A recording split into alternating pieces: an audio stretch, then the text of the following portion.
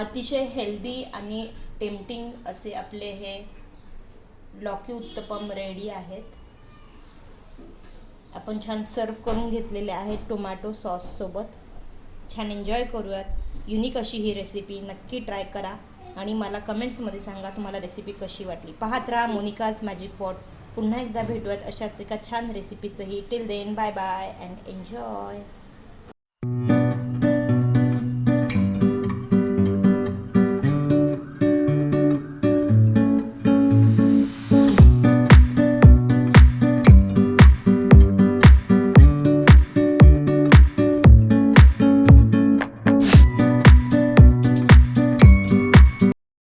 Welcome to Monica's magic pot. आजच्या या एपिसोडमध्ये आपण बघणार आहोत एकदम हेल्दी असे भोपळ्याचे उत्तप्पम.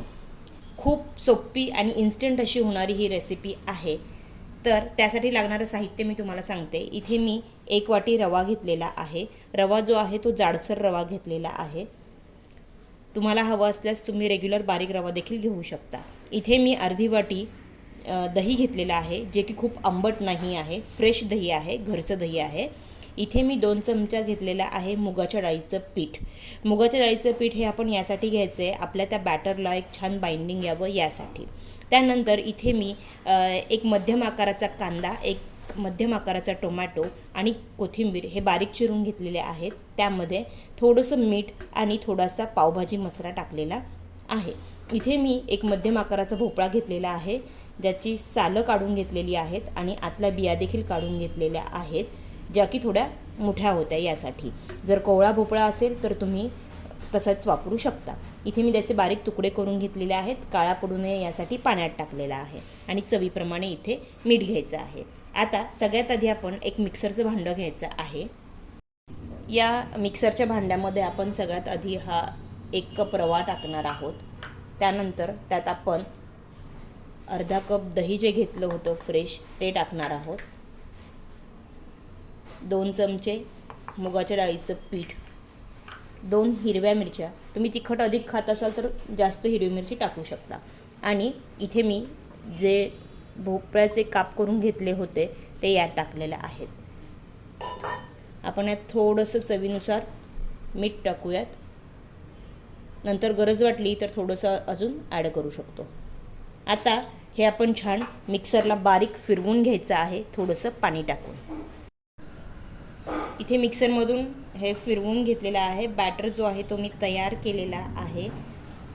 अगदी आपल्या डोसा किंवा उत्तप्पाला लागतो त्याप्रमाणेच आपण हा बॅटर तयार करून घ्यायचा आहे.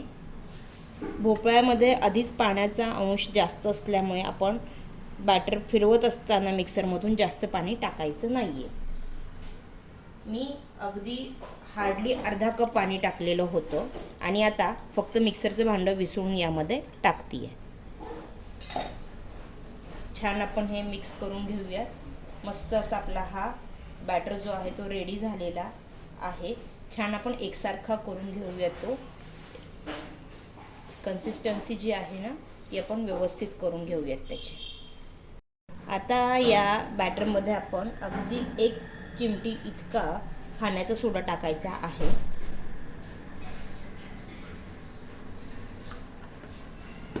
आणि बॅटर जो आहे तो छान असा हलवून घ्यायचा आहे.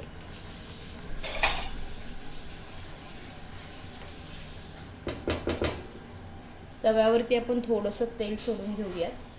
अगदी थोडंसं तेल आपण टाकायचं आहे. आणि आता आपण उत्तप्पा जो आहे तो छान असा स्प्रेड करून घेऊयात.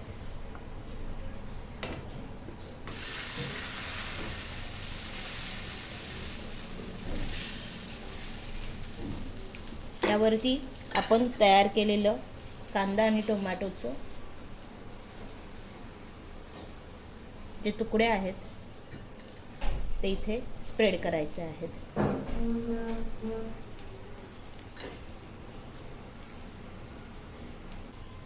यावरती आपण थोडंसं चीज टाकूया. ऑप्शनल आहे, तुम्हाला आवडत असल्यास. आणि छान आपण ह्याला मस्त हेल्दी असे आपले हे उत्तप्पम रेडी आहेत. छान सर्व करून घेऊयात आता. सर्विंग प्लेटमध्ये आपण त्याला काढून घेऊया.